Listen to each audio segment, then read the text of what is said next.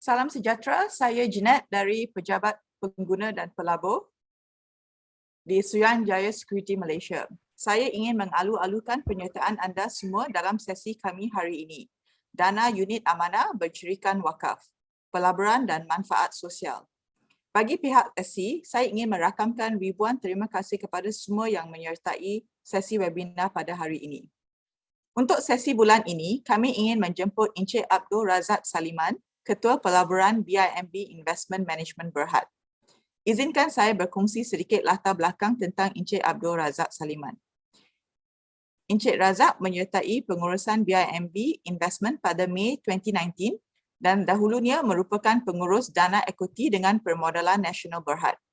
Beliau mempunyai lebih daripada 10 tahun pengalaman pengurusan pelaburan. Encik Razak bertanggungjawab memimpin dan mengurus Jabatan Pelaburan kerana beliau menguruskan dan menyelia ekuiti domestik dan global, sukuk dan pelaburan pasaran wang. Tanpa melengahkan masa lagi, saya serahkan majlis ini kepada Encik Abdul Razak Saliman. Silakan Encik Abdul Razak. Terima kasih SC kerana menyebut saya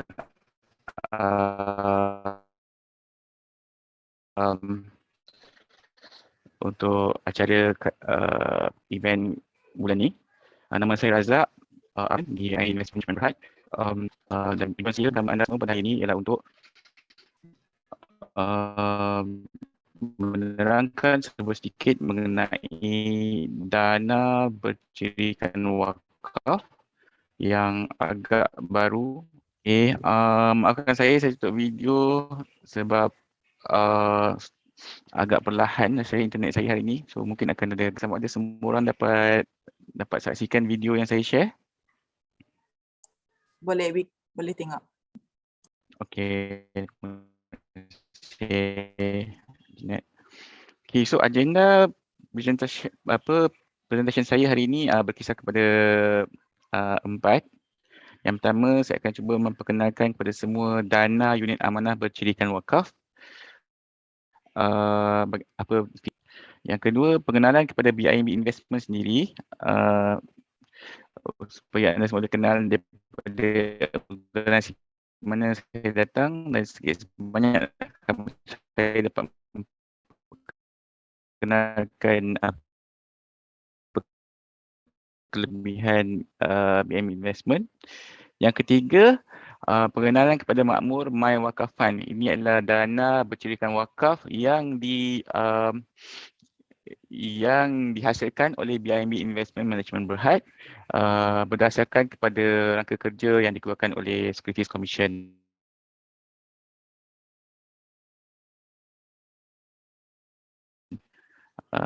Antara perkara yang akan dibincangkan ialah maklumat dana, kelebihan dana, risiko yang terlibat dengan pelaburan dalam dana, prestasi dana setakat Oktober 2021 dan outlook untuk seterusnya. Saya akan sedikit sebanyak menceritakan mengenai cara melabur dalam dana yang berkenaan melalui aplikasi Best Invest.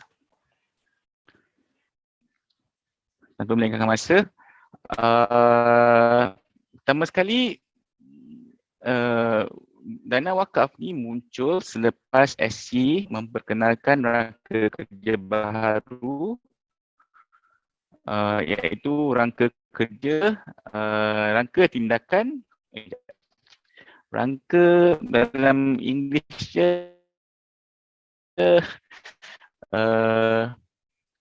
Wakaf Fitted Fund Framework. So dalam Malaysia, dalam bahasa Melayu, rangka kerja dana bertalian produk pasaran modal Islam yang inovatif sambil memberikan ramai X untukkan keseluruhan atau sebahagian daripada pulangan ke arah aktiviti yang memberi manfaat sosial melalui wakaf. So kebiasaannya dana wakaf ni ialah dana Islamik lah, sebab konsep dia pun Islamik. Maafkan saya rasa internet saya agak perlahan hari ini. So menurut guidelines on unit trust funds yang dikeluarkan oleh SC, terdapat syarat-syarat yang perlu dipenuhi oleh dana Islamik yang bercirikan wakaf. Yang pertama, Okey, definasi wakaf ialah dana yang memberi peluang kepada unit holder iaitu pelabur masih mengekalkan hak ke atas unit-unit yang dibeli iaitu unit dalam dana sambil mewakafkan sebahagian atau keseluruhan dana keuntungan daripada dividen yang diisytiharkan oleh dana.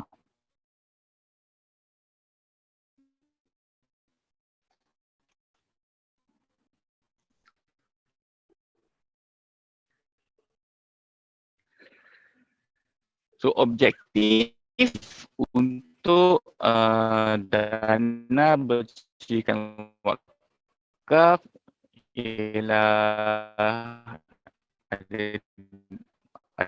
dua lah. Yang pertama untuk memberikan pulangan dari segi pendapatan provide income.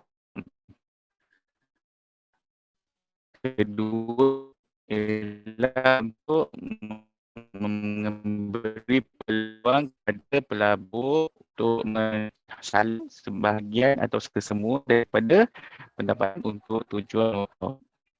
Encik Razak, Dan Okay, so saya try macam ni.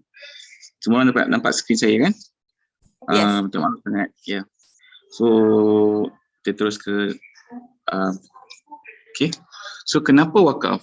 Kerana of course lah kerana tujuan kita untuk mendapat pahala dan juga keberkatan seperti mana yang Islam ajarkan. Beza wakaf dan sedekah ni ialah untuk sedekah biasanya kita akan bahagi keseluruhan harta itu termasuk dengan zat-zat harta itu sendiri. Contohnya sedekahkan duit, sedekah baju, etc. kan.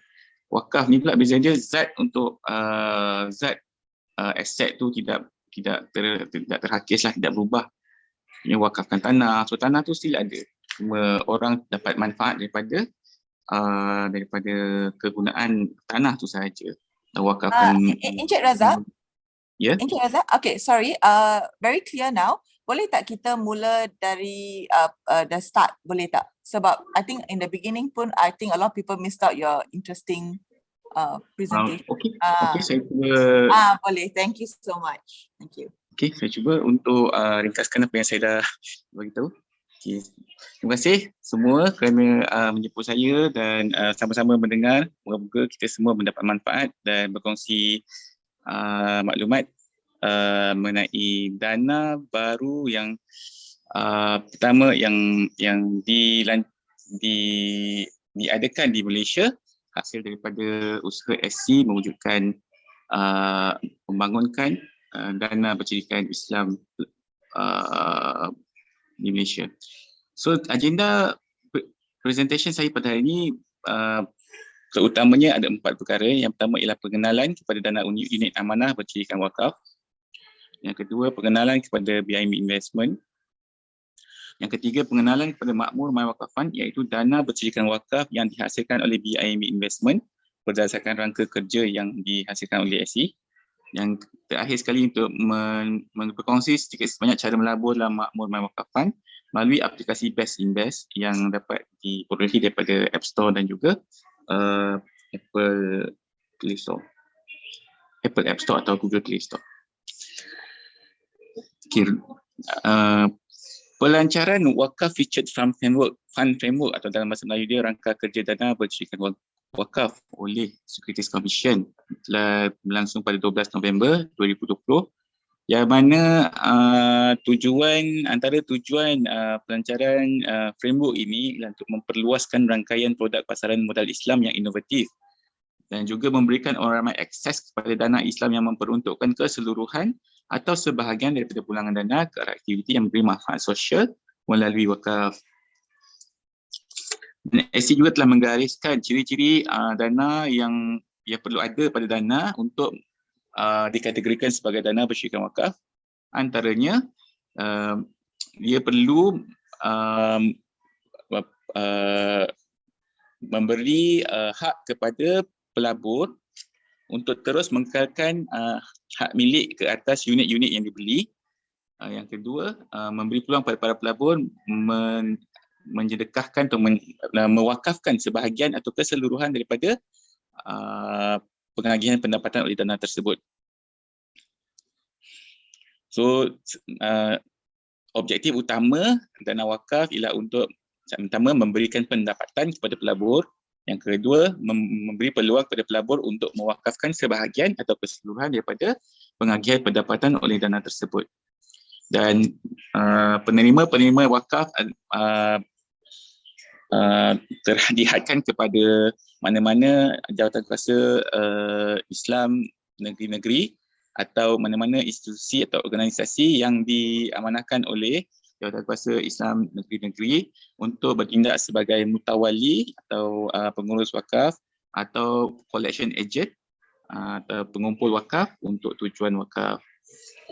Kenapa wakaf? Kerana according to Islamic scholar ni, wakaf ni maksudnya zat untuk harta itu kekal, tapi dia punya kegunaan, dia punya manfaat telah digunakan untuk tujuan mendapat keridaan Allah.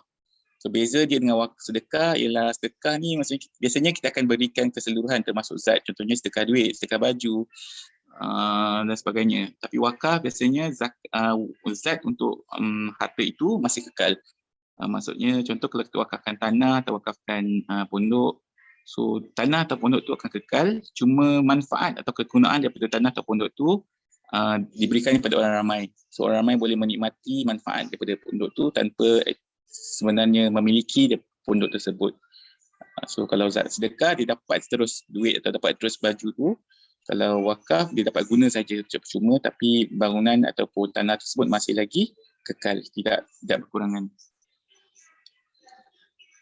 Okay. Seterusnya kita masuk agenda kedua, iaitu pengenalan mengenai BIMB Investment Management Berhad.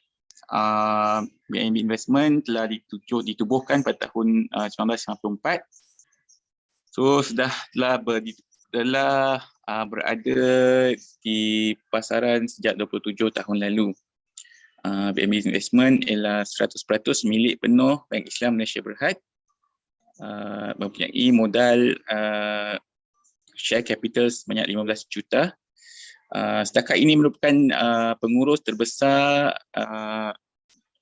aset syariah ESG, lebih daripada 1 bilion ringgit, dan menerima beberapa anugerah sebagai Best Asset and Fund Manager 2017, Best Islamic Asset and Fund Manager 2018, 19, 20, 21, Best Adjusted Returns for ESG Principal Investment 2019, 2020, 2021 by Alpha Southeast Asia, which is a regional financial publication. Juga kami pernah mendapat ESG Asset Manager of the Year 2019-20, Best ESG Equity Fund 2020 and Best ESG Sukuk Fund 2020 by the Asset AAA Islamic Finance Award. So kami menguruskan dana dalam equity, money market, Islamic cash management, sukuk dan juga campuran. Ini perjalanan antara anugerah-anugerah yang telah diterima oleh BIMB Investment. Di penghujung presentation ini saya akan sedikit sebanyak bercerita mengenai Best Invest yang telah dianugerahkan sebagai Best Fintech Robo Mobile Application 2021. Okey, tanpa melengahkan masa, izinkan saya berkongsi mengenai dana wakaf yang ditubuhkan oleh BIMB Investment Management Berhad. Okey, ni ada satu video, saya akan cuba share, kalau tak boleh nanti kita teruskan. Bagi saya cuba dulu.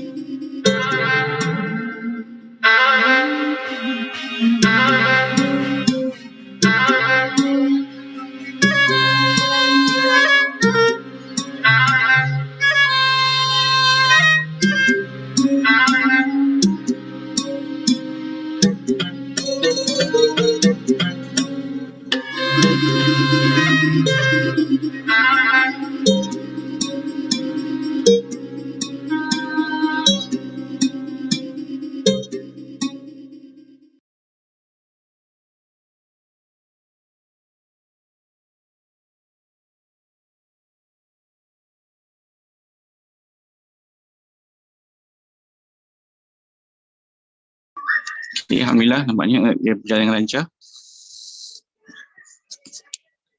Okey, so maklumat mengenai dana ni telah dilancarkan pada bulan Mac tahun 2021.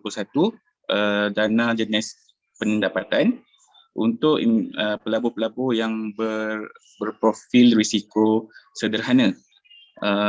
Prestasi dana akan dibandingkan dengan penanda aras 50% untuk kadar term deposit air tawaruk Bank Islam 12 bulan, dan 50% lagi FTSE Emas Syariah Index. So dia punya benchmark atau penanda aras yang 50% money market benchmark, 50% adalah equity benchmark. Pelaburan permulaan serendah RM200 dan pelaburan tambahan serendah RM100. Sales charge ataupun charge pelaburan sebanyak 5%, management fee sebanyak 1.8%, transfer fee 1.25%. Cut off time by 4 PM and redemption period bila nak redeem duit tu dalam tempoh 10 hari. Seterusnya, dana ini akan melabur antara 10% hingga 90% di dalam pasaran equity dan selebihnya pasaran fixed income dan money market. So dana ini diberikan kelonggaran untuk ataupun flexibility untuk mengorak asset allocation, sama ada nak lebihkan kepada equity atau lebihkan kepada money market atau fixed income, sambil menyekalkan cukup wang untuk membayar sebarang redemption by unit holders. Strategi dana adalah untuk menjana pendapatan melalui pelaburan dalam pelbagai aset yang berpatuh syariah, bukan sahaja pasaran domestik, malah pasaran global. So jenis aset yang dilaburkan seperti yang cerita tadi ialah equity, sukuk dan juga pasaran wang, money market, dan investment geography is di Malaysia, dapat melabur di pasaran Malaysia, di pasaran global dan juga di pasaran Asia Pasifik. Okay, ini adalah tim saya. Saya sebagai Head of Investment, dibantu oleh Ahmad Rizal Ujang sebagai Fund Manager, specializing dalam Fixed Income and Money Market Management, dan juga Stanley Tong sebagai Fund Manager yang specialize dalam equity. Kami masing-masing telah lama bergiat dalam industri pelaburan dan memegang lesen CMSRL atau Capital Market Representative License yang dikeluarkan oleh SC. Apa kelebihan dana ni ialah yang pertama, pengagihan dana disasarkan sebanyak 5% setiap tahun, dan ini bergantung kepada ketersediaan pendapatan. Dan dia punya pengagihan pendapatan akan dibuat setiap bulan. Bergantung kepada adanya pendapatan, kami akan buat pengagihan setiap bulan. Dan 50% daripada pengagihan itu akan disalurkan sebagai aset wakaf. Maksudnya kalau kami distribute, kami pengagihkan dividen berjumlah 100,000, 50,000 akan disalurkan sebagai aset wakaf kepada pentadbir wakaf yang telah kami lantik, iaitu IBIM. Dan selebihnya 50% akan disalurkan semula kepada para pelabur dalam bentuk unit-unit tambahan dalam dana yang dipegang. Seterusnya dana ini boleh melabur dalam security yang pelbagai, bergantung kepada pasaran semasa, sama ada lebih kepada equity, lebih kepada money market atau lebih kepada fixed income. Akhir sekali, pengagihan dana kepada aset wakaf ni akan digunakan untuk menambah baik dalam kategori health, iaitu perubatan, community empowerment, iaitu pembangunan komuniti, dan sekali education, iaitu pendidikan. So pengagihan aset dan wakaf akan fokus kepada tiga kategori ekonomi yang disebutkan, iaitu kesihatan atau perubatan, pembangunan pemerkasaan komuniti, dan juga pendidikan. Ingin saya nyatakan di sini yang risiko terlibat dalam pelaburan dalam dana bersyarikat wakaf adalah sama seperti mana pelaburan dalam dana-dana berkonsepkan equity, fixed income and money market. So dia maksudnya bila melabur tu, capital tu is at risk lah, risiko lah, bergantung kepada perubahan pasaran, bergantung kepada kadar keuntungan yang dapat daripada pelaburan. So para pelabur dinasihatkan untuk membaca sepenuhnya prospektus dana sebelum membuat keputusan untuk melabur. Bagaimana struktur wakaf ini akan disalurkan? Kami di BIMB Investment sebagai fund manager, investor iaitu anda semua kemungkinan akan melabur. Anda akan membeli unit-unit dalam makmur my wakaf fund. My wakaf fund ialah satu dana yang diluruskan oleh FC dan juga dipantau oleh Syariah Advisor untuk memastikan dia Islamik. Dana akan melabur dalam aset-aset yang patuh syariah untuk mendapatkan pulangan, yang mana pulangan ini akan diagihkan sebagai pendapatan atau dividen kepada para pelabur. Pengagihan ini akan dibahagikan kepada dua, 50%, 50%, iaitu 50% akan dikembalikan kepada investor dalam bentuk unit-unit yang ditambah ke dalam buku pelaburan. Dan sementara 50% lagi akan diserahkan kepada pentadbir wakaf yang kami lantik, iaitu IBIM, short form untuk Association of Islamic Banking and Financial Institutions Malaysia, untuk ditadbir. Di bawah IBIM, diorang ada satu program inisiatif dipanggil My Wakaf. My Wakaf ni adalah usaha untuk menyalurkan siasat wakaf untuk ke arah projek-projek yang berkonsepkan pendidikan, kesihatan dan juga pemerkasaan komuniti. So sebab itulah tadi saya sebut dana ini akan berfokuskan untuk ketiga jenis projek ini, kerana pentadbir wakaf dilantik adalah memfokuskan kepada tiga projek-projek wakaf yang tersenarai. My Wakaf ni sendiri pada tahun 2020 telah pun mengagihkan sebanyak 7.3 juta untuk tujuan wakaf. Tapi masa tahun 2020 itu adalah belum lagi disumbang oleh dana lah. Ini semua adalah dia punya pencapaian setakat hujung 2020 sebelum makmur My Wakaf Fund mula melabur, mula memberikan aset-aset wakaf untuk diagihkan. Untuk para pelabur, yang perlu tahu ialah apabila pelabur berlabur dalam Makmur My Wakaf Fund, Makmur My Wakaf Fund akan cuba mendapatkan pulangan dan menggunakan pulangan ini untuk diagihkan 50% kepada para pelabur dan 50% lagi disalurkan kepada My Wakaf. So kalau andai kata pada satu bulan tiada keuntungan yang dapat direkodkan, maka tiadalah pengagihan pendapatan dan tiadalah wakaf yang akan dibuat.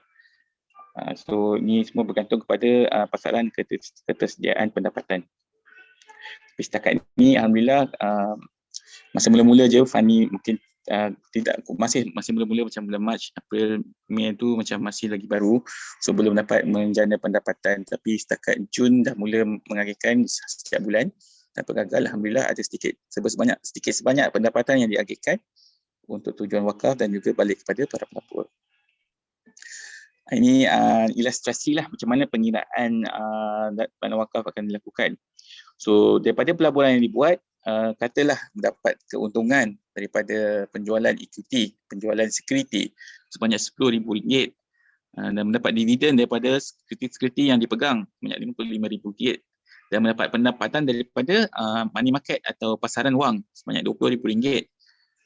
Dan ini akan ditolak daripada perbelanjaan dana katalah RM50,000 dan as nilai bersih keuntungan untuk satu bulan katalah setelah ditambah dan ditolak dari RM35,000. So daripada RM35,000 ni 50% akan disalurkan sebagai aset wakaf iaitu berjumlah RM17,500. Setakat Oktober 2020, prestasi dana adalah sebagaimana di graf, di mana prestasi untuk tempoh 3 bulan ialah 1.26, prestasi 6 bulan adalah 1.22, positif, dan sejak dihasilkan, sejak dilancarkan, prestasi dana menurun sedikit sebanyak 0.07% berbanding dengan prestasi penanda aras yang turun lebih banyak iaitu negatif 1.16%. Tapi ini yang saya tekankan di sini, prestasi masa lampau tidak menjamin prestasi masa hadapan. So ini just menunjukkan yang dana ni actually labur lah dan dapat keuntungan sedikit sebanyak. Izinkan saya berkongsi sedikit mengenai jangkaan masa hadapan. So sedikit mengenai perkembangan global COVID-19. Cerita COVID-19 ni dah berlangsung selama 2 tahun, sedar tak sedar. Jumlah jangkitan telah pun melampaui 248 juta secara global. Dan baru-baru ini dunia dikejutkan oleh varian terbaru iaitu Omicron yang berjangkit dengan lebih pantas daripada varian Delta. Bagaimanapun masih belum dapat ditentukan adakah varian baru ni berbahaya dari segi keterbayaan masuk kategori 4 ke kategori 5, masih belum ada evidence lah, statistical evidence. Pada masa yang sama, program atau kempen vaccination berjalan dengan lancar, terutamanya di negara-negara maju. So banyak berbilion-bilion dos telah diedarkan atau diberi pada penduduk negara masing-masing. Secara puratanya setakat ini sebanyak 32 juta dosis diedarkan diberi setiap hari, dan dengan kadar semasa lagi 6 bulan baru dapat cover 75% daripada populasi dunia. So prestasi pasaran global memang akan bergantung, memang sedikit kebanyakannya akan melihat kepada prestasi negara Amerika Syarikat kerana ialah ekonomi terbesar di dunia setakat ini. Dan menurut Jerome Powell, dia punya Federal Reserve atau Bank Negara Amerika punya chair, dia akan mengurangkan kadar pembelian aset. Maksudnya dia akan kurang pump ekonominya sebab kadar economic recovery nampaknya agak strong. So dia tak nak continue pumping atau pump priming atau menggalakkan ekonomi sebab dia rasa kadar semasa pemulihan ekonomi telah pun agak baik. Dan dengan pengurangan kadar pembelian aset oleh Federal Reserve, berkemungkinan kenaikan paras kadar keuntungan atau interest rate akan berlakulah selepas ni. Dan daripada statistik ekonomi pula, global manufacturing activities iaitu kadar aktiviti penghasilan secara global meningkat ya, menurut indeks JP Morgan Global PMI meningkat kepada 54.3 berbanding 54.1. So bila mana kadar ini lebih daripada 50, maksudnya ekonomi sedang berkembang, dan kalau jatuh bawah 50, ekonomi sedang mengucuk. So setakat Oktober, ekonomi masih kekal berkembang dengan kadar yang lebih tinggi. So berkadaran dengan pemulihan ekonomi, equity market di seluruh dunia kebanyakannya mencatatkan keuntungan, terutama di bulan Oktober. S&P 500 iaitu indeks di US naik sebanyak 6.9%. Korea walau bagaimanapun mengalami kerugian pada bulan Oktober, jatuh sebanyak 3.2%. Sedikit sebanyak disebabkan oleh risau terhadap kadar inflasi yang semakin meningkat. Untuk pasaran domestik pula, KLCI iaitu indeks utama negara ini, negara kita meningkat sebanyak 1.6%. Tapi secara keseluruhannya daripada sejak awal tahun, KLCI masih dalam negatif berbanding dengan awal tahun dulu. KLCI market masih negatif. Masihlah among the four losers.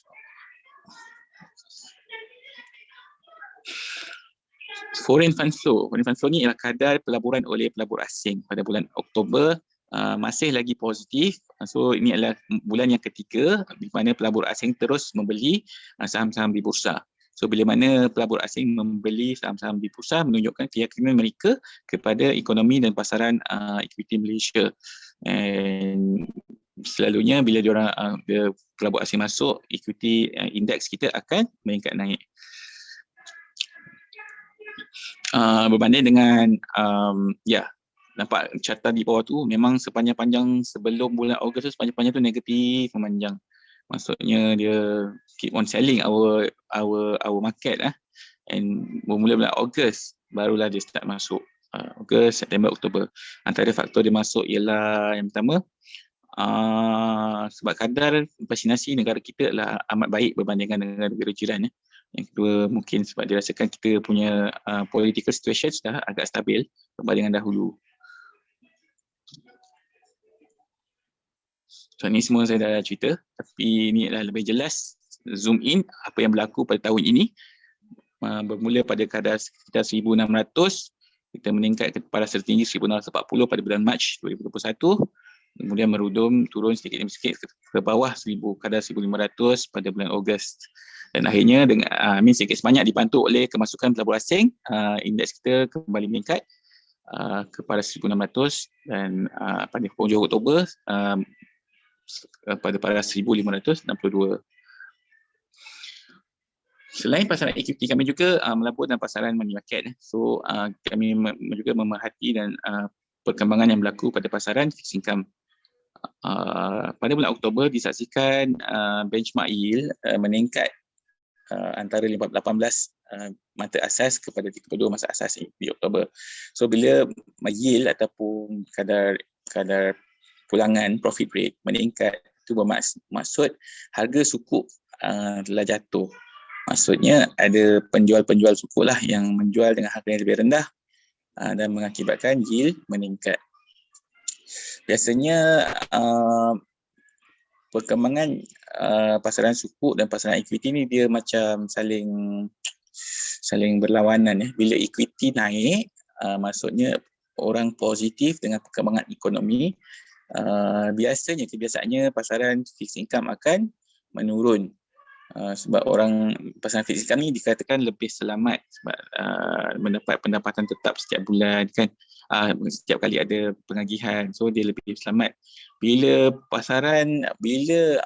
ekonomi tidak menentu, sebaliknya berlaku, iaitu orang akan membeli fixed income atau sukuk-sukuk kerana dirasakan lebih selamat, dan orang akan menjual equity kerana lebih berisiko pada ketika perkembangan ekonomi tidak menentu. Tapi pada bulan Oktober menurunlah, pasaran fixed income ni menurun. So secara kesimpulannya, kita punya OPR, kadar interest rate, kekal 1.75% sejak bulan Julai tahun lepas. Malaysia GDP sedikit negatif pada kuartal ketiga, namun rasanya keseluruhan untuk tahun ini GDP akan masih positif. Dan economic trajectory, perkembangan ekonomi masih dirasakan bagus ya, sebab seluruh dunia dengan perkembangan varian COVID-19, seluruh dunia macam perlu mengadaptasi cara hidup dan menerima hakikat bahawa virus COVID-19 ini akan menjadi sebahagian daripada komuniti. Dia akan jadi macam selesema, senang berjangkit tapi tak teruk. Semua orang akan baik dalam tempoh 3-4 hari. Rasanya seluruh ekonomi kena terima hakikat berkenaan, tapi sementara ini akan kekal memberikan booster dose lah, seperti mana Malaysia menggalakkan pemberian booster dose supaya kita dapat kekal dalam kategori selamat lah. Kalau terkena tu tak adalah serius sangat, tak adalah sampai masuk ICU dan sebagainya, mudah-mudahan ya. Harapnya tak kena langsung. Okay, so dan businesses ni maksudnya semua syarikat-syarikat perlu sentiasa berhati-hatilah dalam membuat keputusan. Untuk dana ni secara spesifiknya, kita punya strategi adalah agak fleksibel. Kita akan beralih antara money market, antara fixed income, antara equity, bergantung kepada jangkaan masa hadapan. Contohnya pada permulaan pelancaran dana lebih kurang bulan April-Mei, Dana memegang lebih kurang 50% dalam money market dan cuma 50% dalam equity. Sebab dirasakan pada masa itu ada varian-varian COVID-19 yang agak serius, so kerana lebih selamat untuk memegang lebih banyak money market yang kurang berisiko. Tapi di penghujung bulan Oktober kami mula membeli lebih banyak equity, dan kami juga membeli equity pasaran global untuk memposisikan dana untuk mendapat manfaat dengan ekonomi yang lebih baik berbanding lebih untuk mengambil langkah-langkah dengan memegang lebih banyak money market. Bila masa kami rasakan market terlalu berbahaya untuk memegang dengan pegangan yang tinggi. Dan berakhir perkongsian saya mengenai dana makmur mai wakaf. Secara kesimpulannya, dana ini mensasarkan untuk mengagihkan 5% dalam bentuk pendapatan, dan pendapatan akan dilakukan secara bulanan jika ada, dan daripada pengagihan ini 50% akan disalurkan sebagai aset wakaf ke dalam projek-projek untuk membangunkan aspek kesihatan, pemerkasaan komuniti dan juga pendidikan.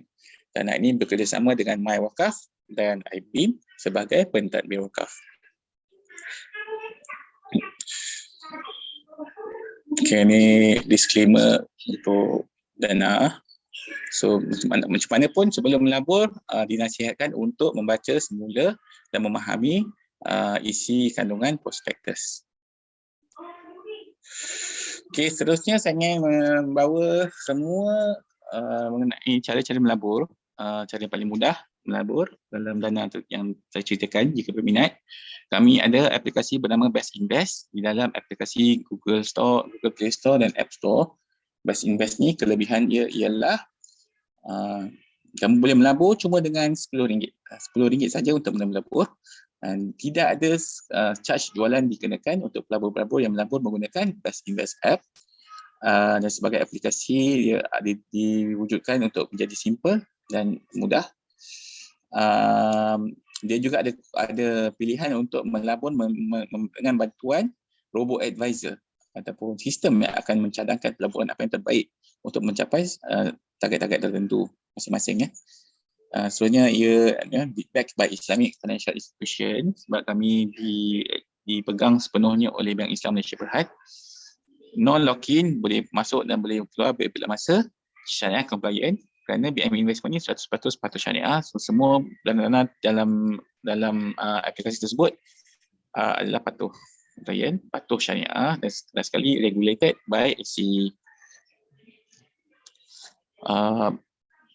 Ni antara ni lah skrin-skrin yang akan dilihat pada mula-mula pelaburan, iaitu register user ID, password and ada code. Lepas tu dalam pendaftaran tu kena upload, kena ambil gambar IC sebagai syarat untuk mula melabur. Kena buat sikit mengenai profil, berapa banyak pendapatan, apa pekerjaan, untuk kami lebih mengenali profil anda sebagai investor, dan anda akan berpeluang untuk ada 7 soalan berkenaan dengan investor suitable assessment. So ini memang kami perlu buat ni untuk mengenali anda dengan lebih baik. Adakah anda lebih sesuai untuk pelaburan yang berisiko rendah, yang berisiko sederhana ataupun berisiko tinggi. Dan pada akhirnya kami akan nantikan results berdasarkan jawapan-jawapan yang anda bagi itu, anda ni pelabur dia macam mana. So lepas tu anda boleh mula melabur. Ada 2 jenis pelaburan yang boleh dibuat di Best Invest. Yang pertama, do it for me. Maksudnya inilah yang saya cakap tadi, robo advisory, ya, di mana dia akan anda cuma perlu nyatakan anda perlu nyatakan target anda, goal anda, nak beli rumah ke apa ke, berapa harga rumah, bila, dan aplikasi tersebut akan mencadangkan apa jenis pelaburan anda boleh buat, sama ada secara installment setiap bulan masuk berapa ribu, ataupun secara one off, menabur sekarang dan biarkan wang itu berkembang melalui pulangan pelaburan sebelum dibawa ke proses pembayaran. Ada satu lagi selain do it for me is do it yourself. So buat sendiri, di mana anda boleh memilih dana apa yang anda nak invest. So kalau anda nak invest untuk dana wakaf, dana makmur, wakafan sahaja, dan di sinilah anda pergi do it yourself and scroll sampai dapat nampak makmur wakafan. Kat situ ada prospectus, ada fact sheet. So boleh tengok dulu prospectus semua, baca fahamkan semua. Lepas tu decide nak invest berapa banyak. So biasanya kalau do it yourself ni lamsam lah, masuk sekali je, bukan installment setiap bulan. So masukkanlah nak 100 ke RM10 ke apa, add to cart, and then boleh buat payment. Dan payment ni akan dibuat melalui FPX, iaitu anda akan diminta login ke bank masing-masing. Dalam app juga dia akan buka window Maybank to you ke atau bank lain ke, follow the steps and anda akan menerima status sama ada successful ataupun tidak. Selain itu anda juga akan menerima email mengenai kejayaan pembayaran atau pelaburan anda. Setelah pelaburan dibuat, anda boleh track prestasi dana yang diambil, sama ada naik, turun ataupun tidak berubah, dan sejauh mana, selama mana anda invest, anda boleh track sama ada makin naik, makin turun dan sebagainya, pendapatan-pendapatan yang diagihkan dan sebagainya. Okey, itu saja presentasi saya yang merangkumi aspek yang saya nyatakan tadi, iaitu pengenalan kepada aset wakaf, pengenalan kepada BIM investment, pengenalan kepada makmur wakafan, dan juga cara melabur dalam makmur wakafan melalui aplikasi Best Invest. Sekian saja. saya punya presentation. Saya serahkan semula pada Jeanette untuk take over. Okay, terima kasih Encik Razak untuk perkongsian yang menarik dan berguna. Encik Razak, kita ada beberapa soalan di chat Zoom. Mungkin sebab masa sudah terlepas, mungkin boleh jawab 1-2 soalan? Boleh insyaAllah. So, Ya. saya tengok sendiri saya cuba jawab. Okay, sorry about the initial connection. No problem, it's normal. So that itu yang menyebabkan lambat tu.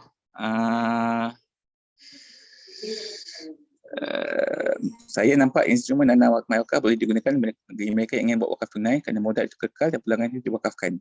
Sustainable. Okey, terima kasih atas komen tu. Bagaimana kalau seseorang itu kekal mahu jadikannya sebagai wakaf tunai walaupun dia meninggal dunia dan waris tak ambil duit modal pelapor? Very good question. Very good question. Saya rasa setakat ni Dana masih belum ada feature ni untuk menjadikan dia 100% diwakafkan. Tapi saya akan membawa idea ni kepada pihak pengurusan sebab ni ada yang amat baik. Akan dipertimbangkan. Terima kasih Encik Hanif Yahya. Jika ada nanti kami akan buat ini announcement lah. Kalau ada that feature, insyaAllah kami akan buat announcement untuk semua pelabur sama ada di Facebook, di website dan sebagainya untuk option untuk ni lah wakafkan tanpa boleh siapa-siapa ambil balik. Komen daripada Encik Muhammad, foreign fund jadi net seller, FKSI dah dekat below spot. Betul tu, actually bulan November invest dah jadi agak negatif ya. Sebab semua orang macam tiba-tiba takut mengenai Omicron ni, macam dah makin dahsyat. Tapi ini adalah antara risiko pelaburan yang perlu difahami oleh para pelabur lah. Sebab pasaran saham ni dia bukannya sentiasa naik ataupun sentiasa turun. Dia agak volatile sebenarnya. Dan memang perlukan pemerhatian yang teliti setiap hari. Sebab itulah kami cuba untuk menambah baik nilai daripada kami ialah untuk kami dapat memerhati pasaran saham dan bertindak on behalf of investor.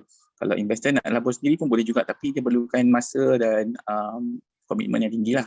Kami sebagai pengurus modal profesional perlu mengambil tugas itu daripada pelapor untuk menjaga dana dengan sebaik-baiknya. Okey. Terima kasih Aziatul yang mendownload aplikasi Best Invest. Perlu saya ingatkan Best Invest tu sentiasa dalam proses penambahbaikan. So kami ada tim yang khas untuk sedang melihat untuk mengupgrade Invest tu, tapi secara asasnya perkembangan teknologi ni amat laju dan device-device yang diguna pula lebih canggih dan data yang diperlukan lebih tinggi. So kami sentiasa perlu upgrade the system dan kami sedang cuba melakukan yang terbaik untuk Best Invest.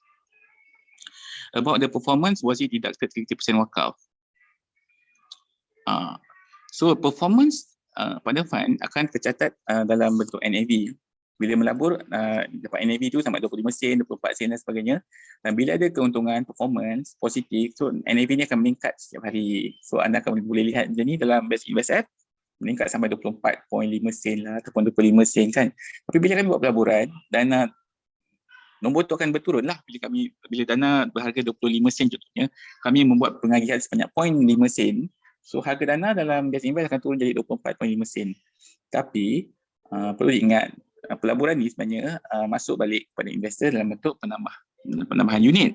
So kalau sebelum ni pegang 1,000, mungkin dengan pengagihan ni 1,000 pada harga 25 sen, dengan pengagihan ni mungkin dah jadi 1,025 unit dengan harga 24.5 sen. Macam itulah. So dan jangan lupa ada juga sebahagian yang masuk pada aset wakaf pada IBIM tadi. So performance tu macam itulah, dia akan adjust bila ada dividen, dia akan adjust. Adakah fund performance berkemungkinan teruk? Betul. Ini memang salah satu risiko lah sebab kita invest dalam pasaran equity, even pasaran suku atau fixed income juga berkemungkinan jadi negatif ya pada satu masa tertentu. So ada setengah bulan mungkin akan bila tak ada keuntungan untuk diagihkan, mungkin tiada pengagihan dibuat. Bagaimanapun kami sebagai pengurus aset akan melakukan yang terbaik lah untuk memerhati atau untuk menguruskan dana supaya kerugian dapat diminimumkan. Rakaman, rakaman kena tanya Jeanette. Ya, rakaman akan dimuat naik di YouTube channel InvestSmart. SC.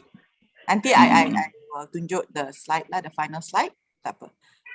I think there's few more, beberapa lagi soalan. Encik Razak nak? Okay, saya habiskan lah. Boleh invest in few portfolio like low, medium and high risk. Boleh. So kalau anda pilih yang do it yourself, anda boleh pilih apa portfolio yang nak. Tapi pada masa sama anda kena faham lah anda risiko macam mana. Sebab dia bila higher risk, maksudnya risiko untuk kehilangan modal tu lebih tinggi. Tapi dia balance dengan risiko untuk mendapat keuntungan yang lebih tinggi. Boleh tengok dulu app tu, dia ada pilihan-pilihan tertentu. Secara ringkasnya boleh ya. Okey, Encik Nafia saya dah jawab tadi. Okey, Kee Sun sama bertanyakan berkaitan situasi kalau kerugian apa terjadi untuk bulan tersebut dan bulan seterusnya. So kalau macam katalah kita start Januari untung distribute, Februari untung distribute, sampai bulan Ogos tak untung, negatif. So tak dapat nak distribute. So tak adalah distribution bulan tu. So pada bulan September tengok balik, kalau dapat untung cover balik, macam Ogos saya dah rugi. Keuntungan September tu kita pastikan dapat cover balik rugi pada bulan Ogos tu. Sebab kerugian dan keuntungan tu berkumpul ya, setiap bulan untuk setahun tu dia akan terkumpul je. So kalau Ogos rugi sebanyak 5%, September naik 2.5%. So kenaikan September tak dapat menampung kerugian pada Ogos tu. So kemungkinan September pun kita dapat nak distribute. Oktober kita dapat naik 10%. So 10% ni 2.5% dapat menanggung kerugian Ogos dan September. Ada lebih 75%, yang tu yang boleh disalurkan untuk bulan Oktober. So dia macam tu. Tapi bila ada kita akan distribute lah. Okey, itu saja saya rasa soalan yang diberi. Okey, terima kasih sekali lagi Encik Razak. Sebelum kita akhiri webinar ini, sekali lagi bagi pihak SC dan Investmart, kami ingin mengucapkan terima kasih kepada Encik Abdul Razak kerana sudi meluangkan masa dan berkongsi ilmu dengan kami. Ingat, jika anda ingin menonton webinar ini sekali lagi, kami akan memuat naik webinar di saluran YouTube. Next slide please. Investmart dalam masa terdekat. Anda juga boleh menonton rakaman sesi-sesi webinar kami sebelum ini di saluran YouTube Investmart. Saya ingin mengambil kesempatan ini untuk mengingatkan semua peserta agar berwaspada dengan peluang pelaburan yang menjanjikan pulangan yang tinggi dalam masa yang singkat. Ingat, jangan sesekali depositkan wang anda ke dalam akaun milik individu untuk tujuan pelaburan. Dengan ini, kita sudahlah sampai ke akhir webinar hari ini. Terima kasih dan jumpa lagi.